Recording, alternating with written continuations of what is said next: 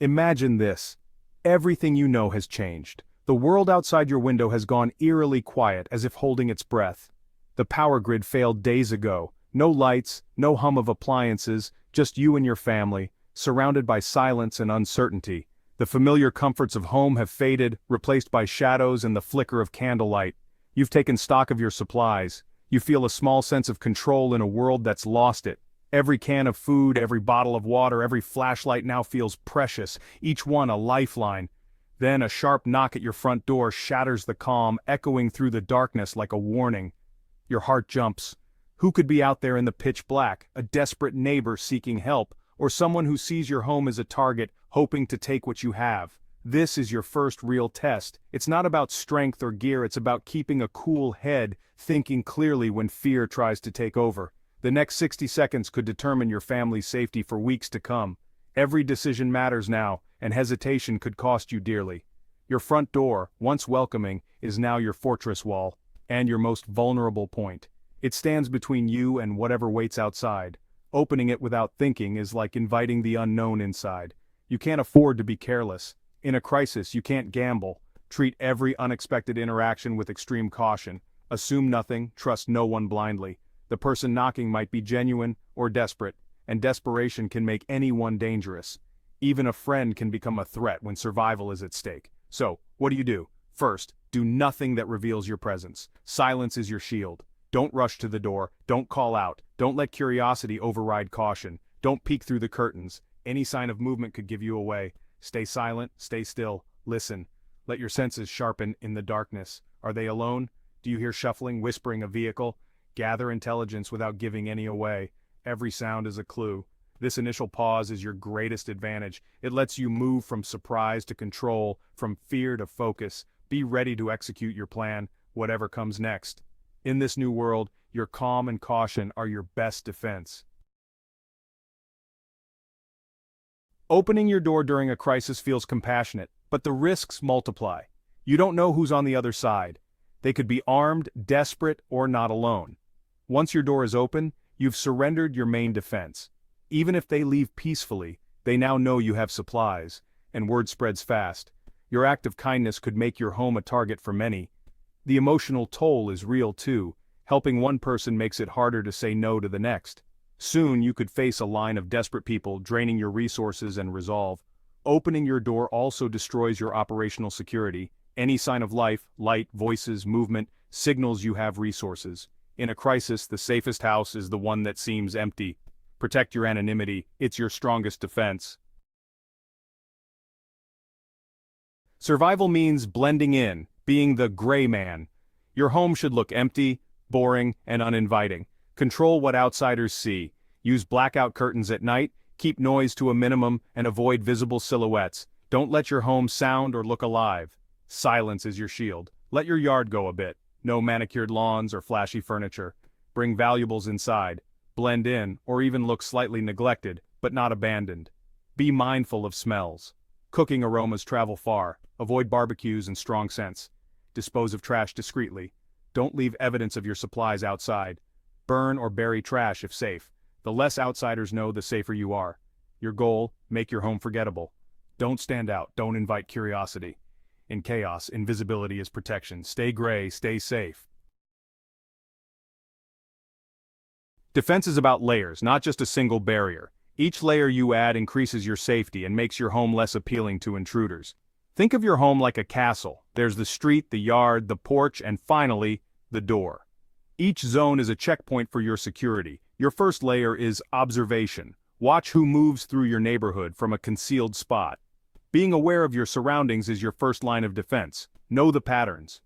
Early warning is key. Notice anything unusual or out of place and trust your instincts. Your yard is your next layer. Fences and thorny bushes deter intruders. Natural barriers make it harder for someone to approach unnoticed. Keep the yard clear of hiding spots. Maintain clear sight lines so you can spot anyone trying to sneak in. The porch is the final approach. Keep it empty, reinforce railings, and remove anything that could be used to hide or climb. Most important, a solid core door with a heavy-duty deadbolt and reinforced strike plate.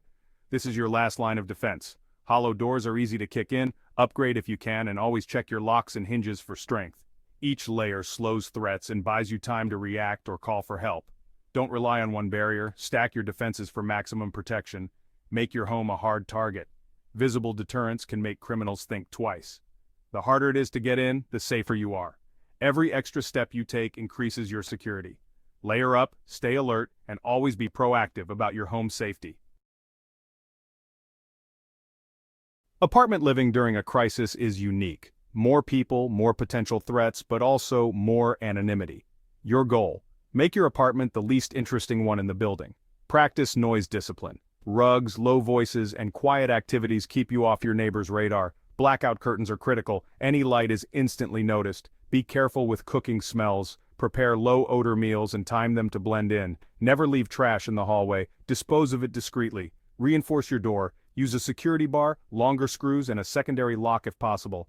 Never buzz in anyone you haven't verified. The main entrance is a collective weak point. Don't make it yours. In close quarters, silence and caution are your best defenses. Blend in, stay quiet, and make your apartment invisible. That's how you stay safe. When a knock comes at your door, panic is your enemy. It's easy to let fear take over, but you need to stay focused and clear-headed. That's why you need a plan. SANE, which stands for Secure, Assess, Narrow, Execute. This simple four-step process can make all the difference in a tense moment. Secure. First, get your family to a safe, quiet spot away from doors and windows. The goal is to be out of sight and out of reach, minimizing risk. Designate one person as the point person. This person takes charge and communicates, while everyone else stays put and silent. Assess. Use a peephole, camera, or even a mirror to see who's at the door, without revealing yourself or making noise. Listen carefully for voices, vehicles, or anything that seems out of place. Trust your instincts if something feels off. Narrow. If you must communicate, always do it through the locked door. Never open it, no matter what story you're told. Ask direct, specific questions to test their story and see if their answers make sense.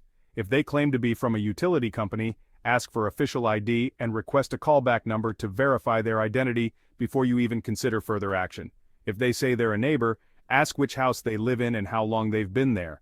Watch for hesitation or nervousness. These are red flags that can tell you a lot about their intentions. Stay in control of the conversation at all times. Execute. Now, decide and act based on what you've learned. In most cases, the safest choice is to keep the door closed and locked. Don't let pressure or guilt sway you. State your decision clearly, then go silent. Don't engage further. If the visitor becomes hostile or aggressive, shift immediately to defense. Call for help if you can, or move your family to a fortified position, like a safe room or a barricaded area. Drill this protocol with your family regularly so everyone knows exactly what to do. Assign roles ahead of time. Everyone should know their job and be ready to act without hesitation. Sane keeps you calm and in control even when things get tense. Don't get drawn into debates, arguments, or negotiations through the door. Stay firm. Remember, your door is your barrier. Keep it closed and locked at all times during a potential threat. Make your decision and stick to it. Don't second-guess yourself once you've acted. The right plan beats panic every time. Sane is your lifeline in a crisis, giving you confidence and clarity. Practice this plan until it's second nature for everyone in your household. When the pressure's on, you'll be ready. Stay smart, stay safe, and trust your plan. Desperate people get creative. They'll use manipulation to get you to open your door. The most common trick? The damsel in distress or child in need. Someone claims they're being chased or need help for a child. It preys on your compassion, but could be a setup. Another tactic: impersonating authority. Uniforms, clipboards, official-sounding language, all designed to make you comply. Always ask for ID and verify it. In real crises, official visits are rare and usually announced. Beware the "just a glass of water" request. Once your door is open, they can see inside or force entry. Small favors are often tests. If you give an inch, they'll take a mile. Stay logical, not emotional. Recognize manipulation and keep your door closed. Compassion is vital, but in a crisis you must balance it with hard math. Say you have a month's supplies for your family. Give away just a few days' worth and your buffer shrinks fast. Help one neighbor, then another. Soon, you're out of resources. Word spreads, and more people come knocking. Your primary responsibility is your family. You can't save others if you can't save yourselves. Depleting your supplies only creates more victims. Your stockpile isn't a public pantry, it's your lifeline. Guard it fiercely. Every can, every bottle counts. Protect your future by saying no when you must. Caution doesn't mean heartlessness. Smart compassion helps others without risking your family. Contribute to a trusted community point like a church or community center if one exists. Drop off supplies discreetly away from your home. If not, use anonymous dead drops. Leave small bags of supplies in public places at night. Share knowledge, not just goods. Leave flyers on water purification or first aid where people can find them. Teaching skills empowers others and strengthens the community. Help from a distance and don't advertise your generosity. Smart compassion multiplies safety for everyone. You can be kind and cautious at the same time. That's true resilience. In a crisis, bartering is essential, but never trade from your front door. Your home is your sanctuary, not a marketplace. Trading at home marks you as a target and reveals your resources. Always barter at a neutral public location. Never go alone. Bring a trusted partner. Only bring what you intend to trade. Make the exchange quick and leave immediately. Don't linger or chat. The less exposure, the safer you are. Protect your home by keeping business far from it. Survival is a mental game, about keeping your wits when others lose theirs. Securing your home and assessing threats isn't paranoia, it's prudence. Your front door is the line between chaos and sanctuary. You are your family's first responder and protector. This takes courage, discipline, and wisdom. Sometimes you must say no to help your own children survive. But smart compassion, helping from a distance, sharing knowledge, builds a stronger community. A lone wolf survives, but a pack thrives.